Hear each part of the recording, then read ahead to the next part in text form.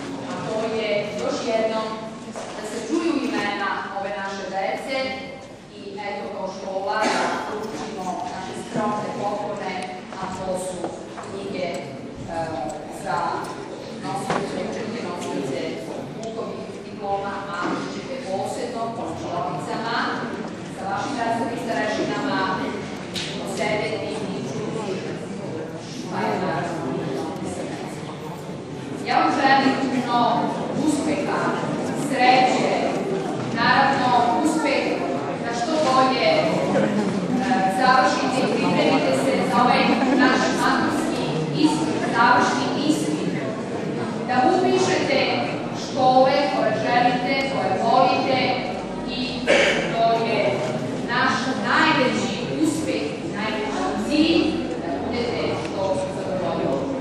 Ja bih sada prepustila razrednih